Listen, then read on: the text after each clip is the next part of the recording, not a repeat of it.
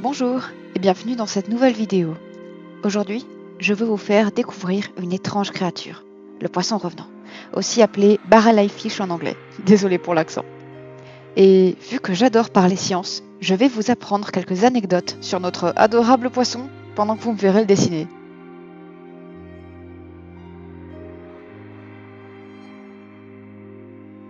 Alors déjà, il faut savoir qu'on a dû attendre 2004 avant de pouvoir l'observer dans son habitat naturel, c'est-à-dire les abysses.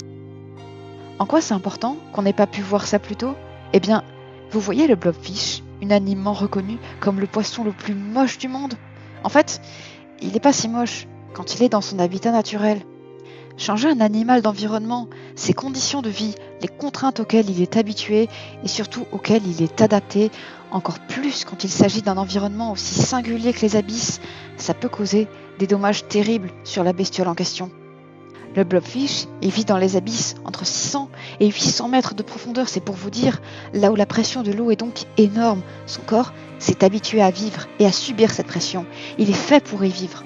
Quand on le remonte à la surface, son corps, qui ne subit plus cette pression, se déforme. Et c'est ça qui lui donne cet aspect si dégueulasse. Mais observez-le dans son habitat naturel et il ne ressemble pas du tout à un tas de morve. Et notre pote, le poisson revenant, je vous le donne en mille, lui aussi, il vit dans les abysses. Sa découverte, elle remonte à 1939. Un pêcheur remonte un poisson revenant dans son filet, mais il est déjà mort, son crâne explosé, impossible d'en tirer grand-chose. Il faudra attendre 2004 jusqu'à ce qu'on arrive enfin à observer ce poisson dans ses abysses.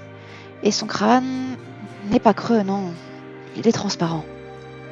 Alors ouais, ça commence à être évident sur le dessin que vous voyez, mais il a un crâne transparent. À quoi ça lui sert?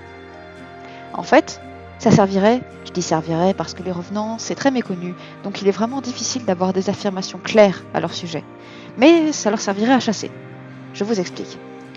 Beaucoup d'espèces des abysses sont bioluminescentes, c'est-à-dire qu'elles produisent leur propre lumière, et certaines en produisent sur leur ventre, ça leur sert à cacher leur silhouette. C'est-à-dire que quand on est dans les abysses ou dans l'eau de manière générale et qu'on lève la tête, si un poisson passe au-dessus de nous, on verra sa silhouette se découper devant la lumière qui vient de la surface. Mais si son ventre émet également de la lumière, il va passer beaucoup plus inaperçu et c'est une technique employée par beaucoup de poissons. Or, les yeux du revenant et surtout leur membrane verte lui permettent de filtrer les couleurs émises par la bioluminescence de ces animaux, donc de les voir malgré leur camouflage et d'en faire son dîner, c'est le but.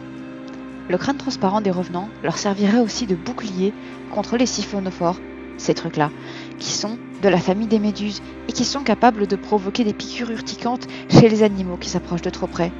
Or, les revenants, ils aiment bien bouffer les siphonophores, donc ça les protège quand ils viennent en manger. C'est la fin de cette vidéo qui a un format un peu particulier où j'ai mélangé mes deux passions, la science et l'art. Donc moi je me suis éclatée et si ça vous a plu aussi, n'hésitez pas à lâcher un j'aime et à vous abonner. On se retrouve bientôt pour une nouvelle vidéo. À la prochaine tout le monde.